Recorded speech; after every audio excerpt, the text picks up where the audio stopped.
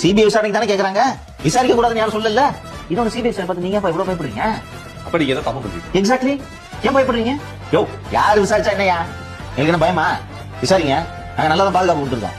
என்னவென்றால் விசாரித்தால் பல்வேறு உண்மைகள் வெளியே வரும். 500 போலீஸ் பாதுகாப்பு, 600 போலீஸ் பாதுகாப்பு என்று சொல்கிறீர்களே. விஜய் அவர்களின் வாகனம் வந்து நின்று பேசக்கூடிய இடத்தில் பிரேமானந்த் என்று ஒரு கூடுதல் எஸ்பியை 50 காவலர்களோடு நியமித்திருந்தார்கள். இதுதான் டியூட்டி. அந்த பிரேமானந்த் எங்க? திரு பாலாஜி சீனிவாசன் அவர்கள் உச்சநீதிமன்றத்தில் வாதிடும் போது ஒரு போலீஸ் கூட சாவலங்கன்றாரு. ஏன் சாவல சார்? அவங்க அங்கே இல்ல. சோ இந்த அடிஷனல் எஸ்பி பிரேமானந்த் எங்கே? இது வெளியே வந்து விடும் என்று நீங்கள் அஞ்சுகிறீர்கள். அந்த அடிஷனல் எஸ்பி ஐஜி போன் பண்ணி கூப்பிட்டாரு, போயிட்டு எங்க போனாங்க? இல்லங்க, அந்த அடிஷனல் எஸ்பி அங்க இருந்து தானே. டேய், மக்களுக்கு கீழே இருக்கு என்ன, இந்த சவுக்கட்டில் இருக்கிற இறங்கு, நீனப்பா டிரான்ஸ்ஃபார்மர் நிக்கிற இறங்கு, அவர் டிஸ்போசல் 50 கான்ஸ்டபிள்ஸ், தம்பி அவனை இறங்கி விடு பண்ணிக்கலாமா? நீங்க அங்க இருந்திருந்தீங்கன்னா நீங்களும் நசுக்கப்பட்டிருப்பீங்க. அப்போ ஏய் கூட்டம் சேர்ந்து நீங்க அலர்ட் பண்ணிருக்கலாம்.